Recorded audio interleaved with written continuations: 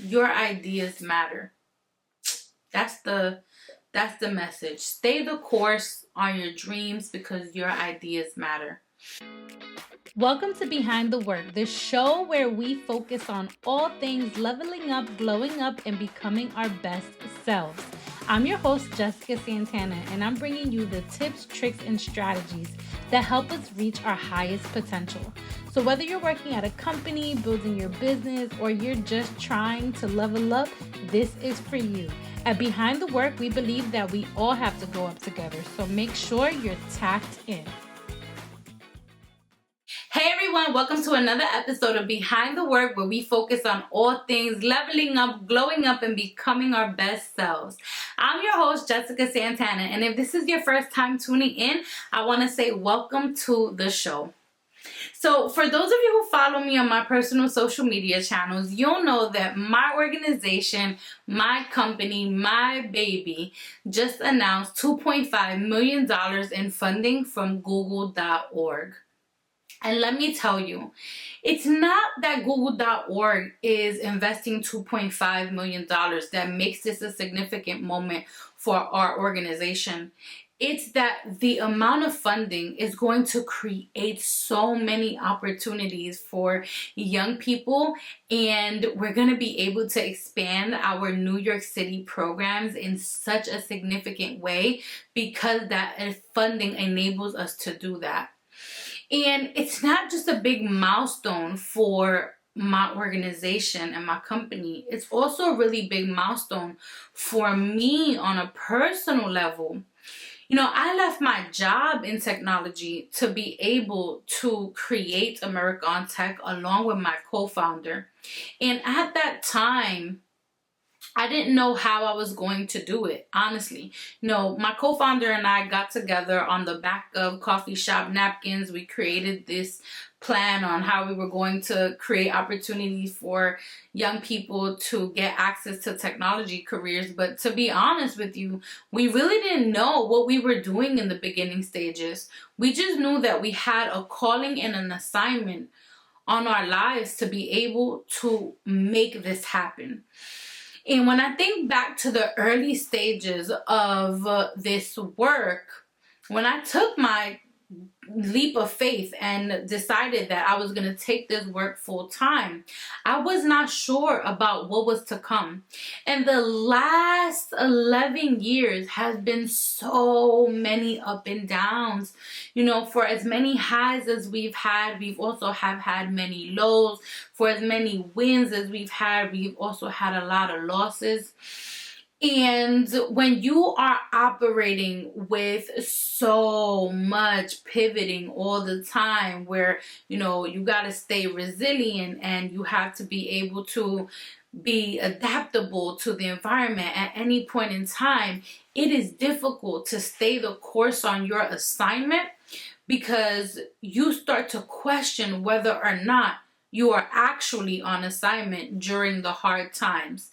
And I really want to take a moment to talk to you all about the importance of staying the course even when it is hard, because that is actually when it matters.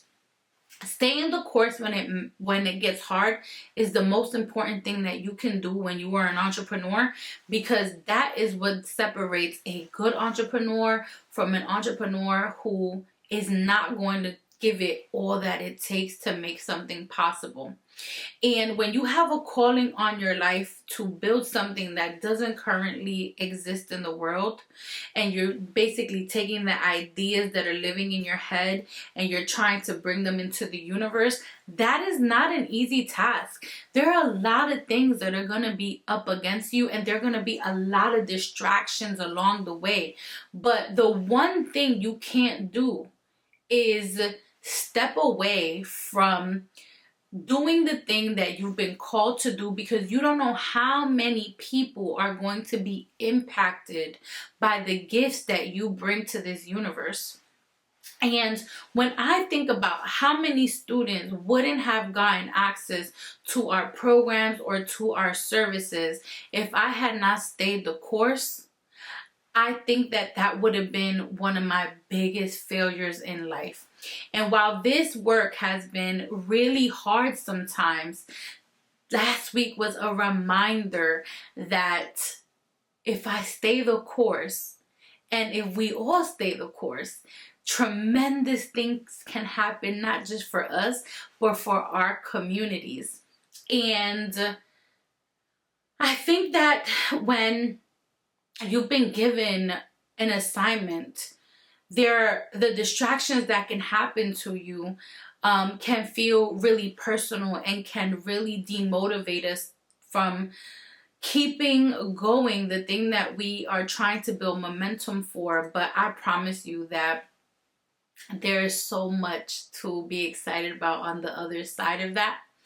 And when I also think about the early stages, it wasn't even just the resources or the tools and the things that we didn't have access to from a functional perspective, but it was also the amount of people that really didn't believe in what we were doing.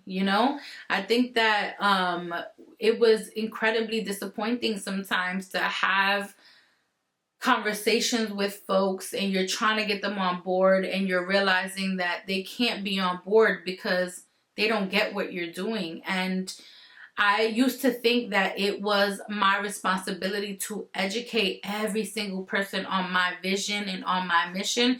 And what I came to find out is that along the way of you building what you believe needs to exist in the world, on the way of you solving the problem that you see exist and creating a solution for it, there are going to be times where you have to have educational conversations with people to help them get on board. But you also have to know that there are certain people that don't even need to be a part of that vision because that was your vision. That was your vision, and they don't have to understand it. The folks that will understand your vision, the folks that will understand what you're doing will get on board. And you can't expect people who have not been given your vision to fully get what you're doing. You can only hope to try your best to articulate what you're doing, to get the support that you need, and to know that in the moments when someone says no, or a partner says no, or a client says no, or an opportunity is not coming your way, it's never something you should take personal. It's something that you should take as a lesson, but never let it actually disappoint you to the point where you now start to feel like what you're pursuing is not worth it. Because if I let the amount of no's, if I let the amount of people who told me no, the amount of rejection emails I've gotten, the amount of just proposals that haven't gone through, the amount of awards that haven't been won, the amount of contracts that haven't been won be the thing that stops me from doing what I'm currently doing, a lot of young people wouldn't have been able to benefit from my program and from the program that we're collectively building at America on Tech. And so for those of you who have really big ideas living in your heads, for those of you who have really big innovations that you want to be working on, for those of you who want to use your gifts to be able to create opportunities for others, just know that you should at least give yourself the opportunity to explore the possibilities of what that could be, because you never, ever, ever know what kind of change you can make. And so this episode today is brief because I told myself I would never cry on Beyonce's internet, and I actually feel myself getting super emotional right now because I remember when I left my job and wondering whether or not I was betraying myself and whether or not I was betraying all of the hard work my parents put in to get me to that point. And to see that something like this could happen for our organization is really tremendous. AOT has gotten other 7-figure opportunities, multi-million-dollar opportunities, but this one is so significant because it is Google, and what Google represents is really important for our work. It sends the message that our students matter and that they do belong in the technology industry. And so Oh, all right. That's it. That's it. I want to thank all of you for tuning in. I want to thank all of you for man, like if you're tuned in today, I just want to thank all of you for like listening, and I hope that you all know that your ideas matter. That's the that's the message. Stay the course on your dreams because your ideas matter. Thanks so much for tuning in, y'all. If you like this episode, comment, like, share, and follow us on Apple Podcasts, Spotify, and on social media.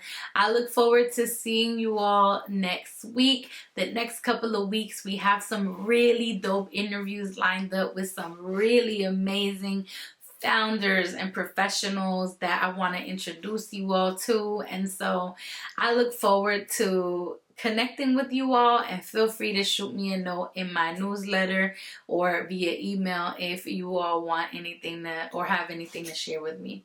See you soon.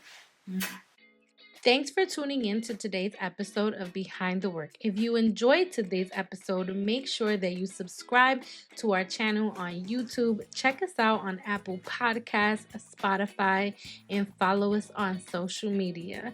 I'm really looking forward to seeing and hearing how this show is leaving an impact on you.